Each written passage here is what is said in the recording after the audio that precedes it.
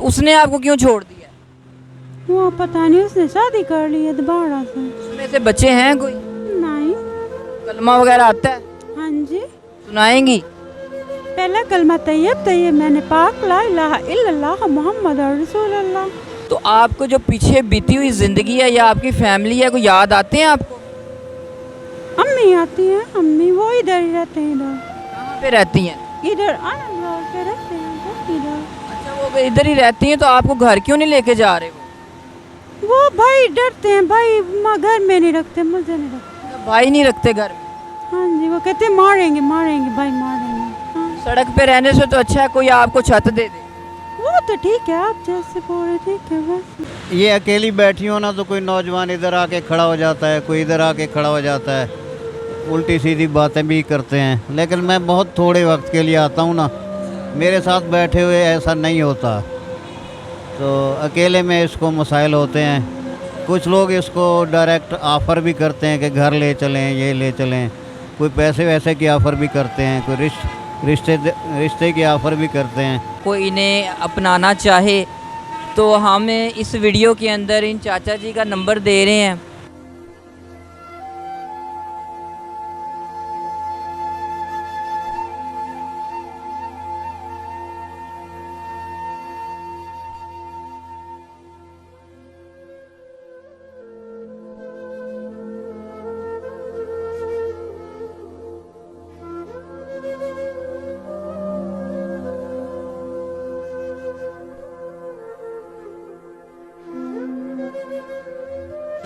अस्सलाम वालेकुम नाज़रीन, आप देख रहे हैं टू पाकिस्तान और मैं आपका अपना मेज़बान ज़ुबैर राजपूत। आज हम एक ऐसी बहन के साथ बैठे हुए हैं जो यहाँ सड़क पे रह रही है और दिन और रात यहीं गुजारती है।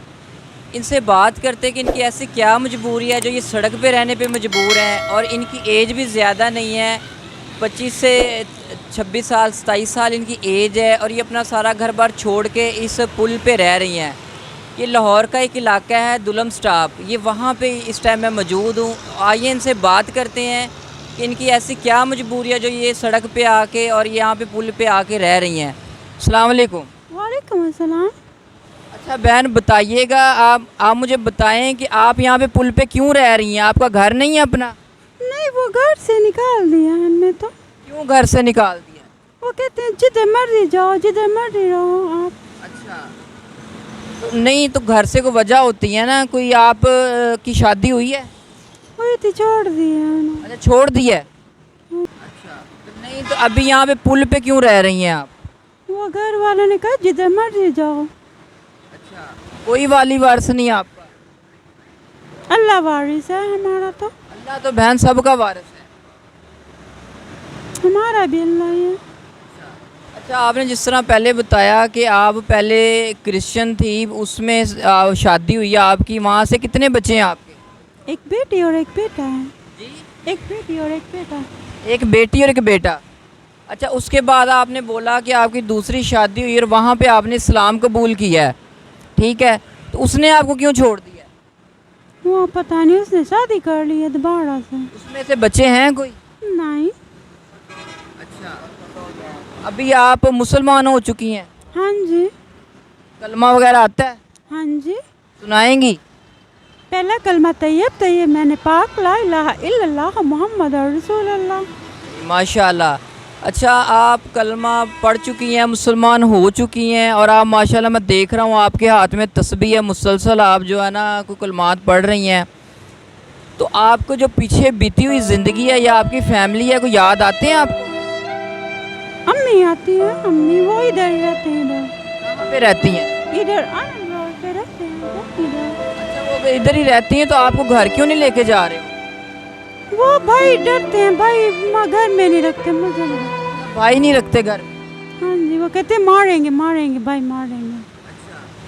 तो अगर हमारे जो वीडियोस देख रहे हैं नाजरीन हैं, अगर आपको कोई मतलब आप सड़क पे रह रही हैं, औरत ज़ात हैं, और अभी आपकी एज भी ज़्यादा नहीं है, अगर हमारे नाजरीन कोई आपकी हेल्प करना चाहें तो कैसे करेंगे?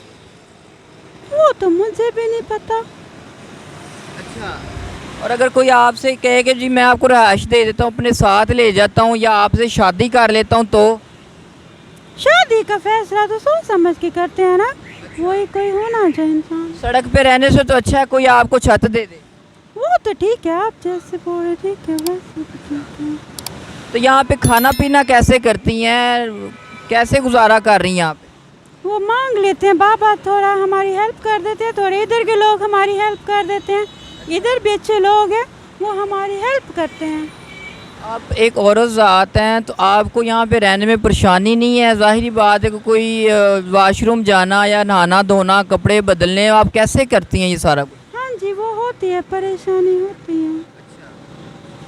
तो नाज़रीन यहाँ पे हमारे साथ एक बुज़ुर्ग भी मौजूद हैं जो इनके साथ बैठ के चीज़ें सेल करते हैं। चने वगैरह जो होती है आजकल 10-20 रुपए के पैकेट बना के लोग अपना रिज़्क़ कमा रहे होते हैं, वो इनके साथ ही इधर मौजूद होते हैं। इनसे बात करते हैं कि ये कब से यहाँ मौजूद हैं और क्या मामला आते हैं कि जो यहाँ पे मौजूद हैं।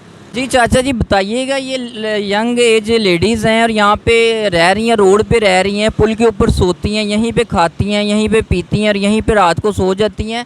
ये कितने अरसे से आप इनको यहाँ पे देख रहे हैं? मैं खुद यहाँ ना 6 महीने से आता जाता हूँ, ये सेल करता हूँ। ये पैकेट है मेरे पास, 10 रुपए का पैकेट मैं बेचता हूँ। तो कोई 2-3 हफ्ते हुए ये मेरे करीब आके बैठी। तो ये वैसे ही मट्टी पे बैठ दी, मैंने इनको बैठने के लिए एक कपड़ा बिछा के दिया, प्रॉपर उसको बिठाया। तो उस दिन से ये जो है ना मेरे साथ मानूस हो गई हैं। मेरे साथ आके बैठती हैं, मेरी हेल्प भी करती हैं, मुझसे जो तौफीक होती है कुछ खिला पिला भी देता हूँ। आप कैसे हेल्प कर? ये मैं इधर ही बैठ के ना पैकिंग करता हूँ, पैकेट बनाता हूँ, तो ये पिने लगा देती है या पैकेट में सौदा डाल देती है, थोड़ी सी मेरी मदद करती है।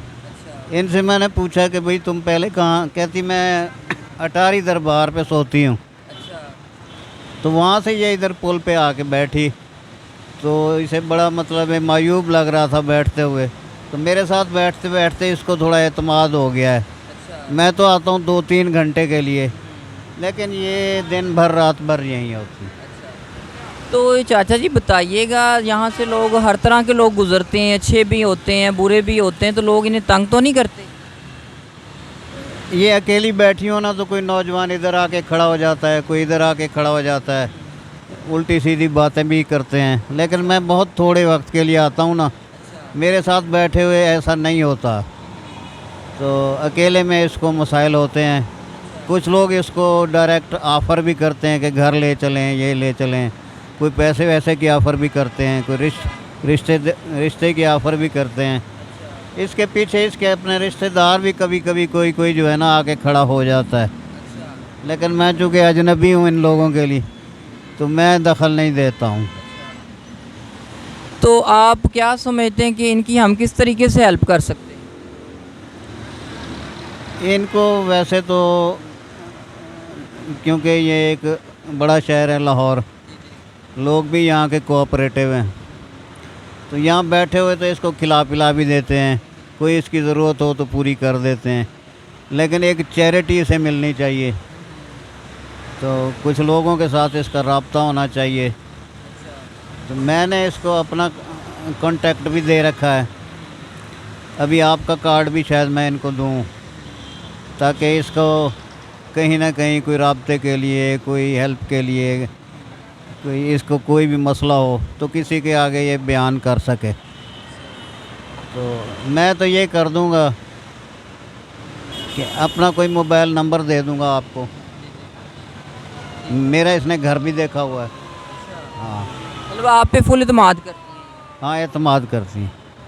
तो जी बहन, अगर हमारे देखने वाले मुखिर हजरात किसी हवाले से आपकी मदद करना चाहें, आपको नौकरी मिल जाए या पैसे से आपकी इमदाद करना चाहें या आपको रिहाइश दे दें, तो आपको इतराज़ तो नहीं है? नहीं नहीं, कर लेंगे, जॉब मिल जाए तो कर लेंगे।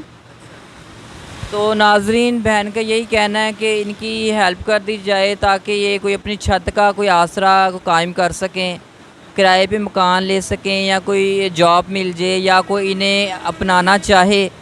तो हम इस वीडियो के अंदर इन चाचा जी का नंबर दे रहे हैं, तो आप इनसे रब्ता कीजिएगा, तो इनकी जितनी ज़्यादा हो सके आप इनकी हेल्प करें। चाचा जी से आप रब्ता कर सकते हैं और उनसे आप रब्ता करेंगे मतलब आप इनसे रब्ता कर सकते हैं। तो नाज़रीन, मज़ीद हमारे चैनल पे वीडियो देखने के लिए हमारे चैनल को सब्सक्राइब करें, शेयर करें, दुआओं में याद रखिएगा, अपना ख्याल रखिएगा। अल्लाह हाफिज़।